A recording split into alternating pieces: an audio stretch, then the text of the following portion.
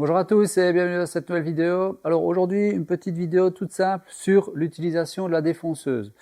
Je dois faire en fait ici une rainure dans une pièce de bois qui va venir sur le côté latéral de mon établi. Je ferai des vidéos d'ailleurs sur l'établi et principalement sur l'installation d'une presse latérale, mais ce n'est pas le sujet de la vidéo. Et comme je dois faire une rainure en plusieurs passes sur la largeur de ma pièce de bois, je trouvais intéressant de vous faire cette petite vidéo justement pour vous expliquer que lorsqu'on fait une rainure en plusieurs passes sur la largeur de notre pièce de bois, il est très important de respecter un sens pour nous assurer de toujours travailler en opposition à la matière. Je vais vous faire la première rainure et ensuite je vais prendre une fraise de défonceuse, vous rapprocher pour que vous compreniez plus facilement pourquoi est-ce qu'il y a réellement un sens à respecter lorsqu'on fait une rainure en plusieurs passes à la défonceuse. Allez, je fais ma première passe et puis je vous reprends de plus près.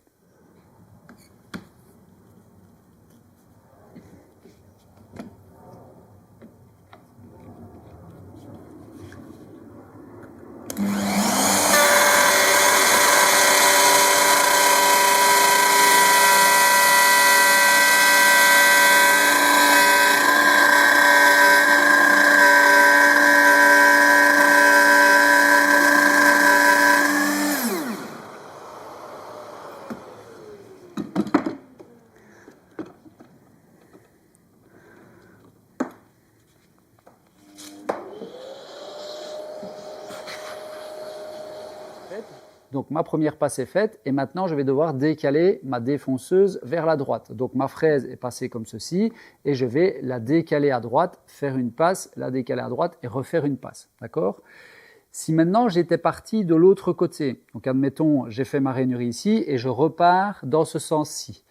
Notre fraise, elle tourne dans le sens des aiguilles d'une montre. D'accord ? Donc elle tourne comme ceci. La partie plate, c'est la partie qui coupe et la partie biseautée, elle ne coupe pas. Donc on doit toujours être en opposition à la matière avec la partie plate de notre fraise de défonceuse. Donc lorsque je vais reculer, on est d'accord que si je me décale à droite, c'est bien la partie plate qui va être en premier en contact avec la matière. Donc lorsqu'elle va tourner, c'est bien la partie plate ici qui va être en premier avec la matière. Et donc je vais bien travailler en opposition. Si maintenant j'étais parti de la droite vers la gauche, donc admettons je repars ici vers la gauche, qu'est-ce qui va se passer? Ma fraise, elle va tourner comme ceci et donc la première partie de ma fraise qui va être en contact avec la matière, c'est le biseau. Donc je vais venir comme ceci et c'est pas le plat qui va être en contact avec la matière puisque le plat il est en dehors de la matière. Comme vous voyez ici, le plat il se situe là-bas, il est à l'intérieur et donc il n'est pas en contact avec la matière et c'est bien le biseau qui se situe ici qui est en contact avec la matière. Et donc je vais travailler en avalant. Donc je vais être attiré, ou plutôt ma machine va être attirée vers moi.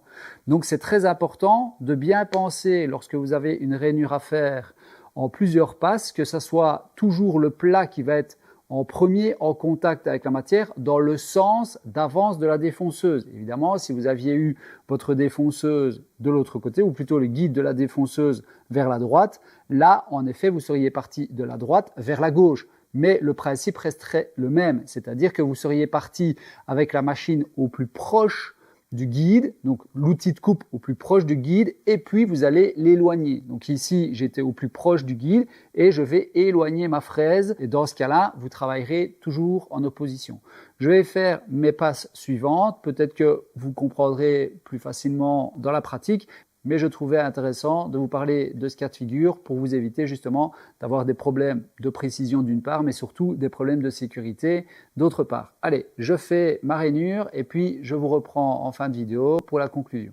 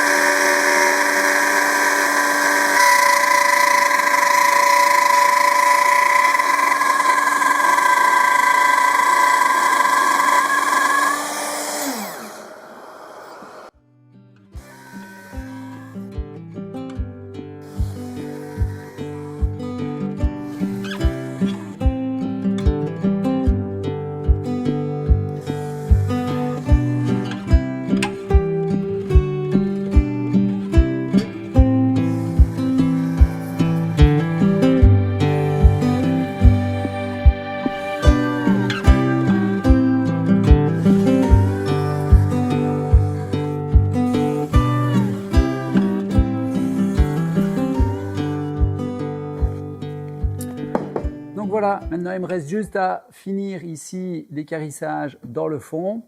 J'espère que vous avez compris, j'espère que ce petit sujet vous aura plu, c'était pas grand chose. Je vous donne rendez-vous dans une prochaine vidéo qui sera probablement dédiée soit à la comparaison d'une scie sous table DeWalt et Vevor, et ensuite ou avant, je ne sais pas dans quel ordre je vais tourner les vidéos, je vous ferai une vidéo également sur la mise en place d'une presse latérale sur un établi, puisque c'est ce que je suis occupé à fabriquer, avec justement le détournement d'une vis pour pouvoir faire une presse latérale et ne pas devoir acheter spécialement des presses à 500 €. Voilà.